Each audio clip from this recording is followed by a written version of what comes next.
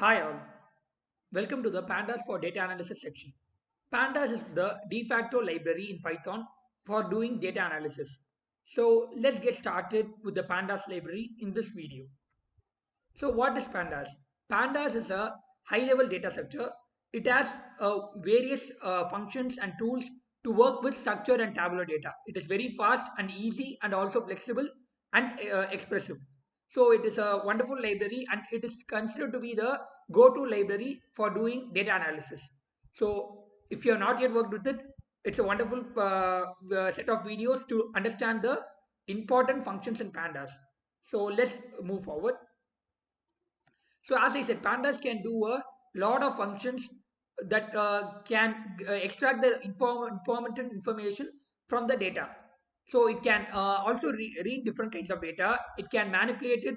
It can reshape it, and it can we can transform the data as per our requirement and get the most out of the data that we have. So let's look into it. What are those each and every individual functions are? So why is pandas used? Pandas can be used to wrangle the data, clean the data. It is very useful to do EDA, which is exploratory data analysis. It has many inbuilt plots also, along with the various other summary functions. So it requires a very small code to actually do a lot of powerful functions. And it in pandas, the data is in the data frame consists of rows and columns. So generally in machine learning, we'll be having different columns which are different features, and we break the target column. Okay, so it's kind of suitable to work with pandas when you're working with machine learning as actually. So it can easily fit in. So to explain what pandas is with what we have already seen is that we have worked with NumPy extensively in our previous videos. So you can consider a NumPy can take a 2D array. So it has rows and columns. So you can consider pandas as a uh, NumPy array with labels for both the rows and columns. So the rows would be having indexes to access, and the columns would be having label names. Okay. So and another thing that has to be noticed that in NumPy all the data should be of the same type, homogeneous. But in pandas you can have data of different types for each and every column. So it can be heterogeneous data type. So if you have worked with R language, R has a inbuilt data type called as data frame. In pandas is built with the idea of R data frame. Okay. So one more thing that has to be noticed is that pandas is very useful to work with missing datas and time series datas, and also it can do reshaping all these things very well. Okay, let's look into the roadmap that we have for pandas. So we have partially answered why and what and why we need pandas. Then the thing that we are planning is how to create a data frame. Okay, data frame, you'll be working with data frame extensively throughout the section. So that would be the important object in a pandas. Then we can read from different kinds of data, not just CSV. It can work well with HGFI and even Excel, SQL, all these kind of data. We saw indexing and slicing in NumPy. We can do even more advanced indexing and slicing in pandas. We'll be looking into it. And statistical summaries and mapping will be covered. So this gives a understanding and insight about the data with simple functions. Basic plotting can be done with a one line command in pandas itself.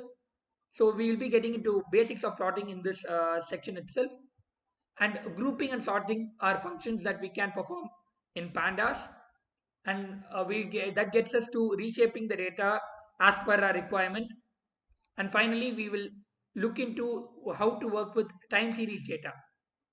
So it's also very important. Many important data are of time series, and pandas leverages the advantage that we can take in time series data. Okay. So another important answer to why we have to use pandas is that it is a wonderful blend of high performance along with the flexibility and easeability of use. So it has all the capabilities that you can do in Excel and also in SQL combined together in a very high performance manner. So a typical step are you import the data, you clean all the messy data and missing values, you explore the data, get insights using the various functions and summaries and plots that you have, basic plots, and finally you prepare the data with the knowledge that you have to give it to a machine learning model. So that's the flow. In between the ML model and the pandas, you'll be having S- uh, other libraries like matplotlib, seaborn, and sklearn to pre-process the data. But when it comes to EDA, pandas plays a very important role. So we'll be looking heavily in pandas library in our section. So let's get into the documentation right now. So you can just search pandas. It takes us to the pandas documentation.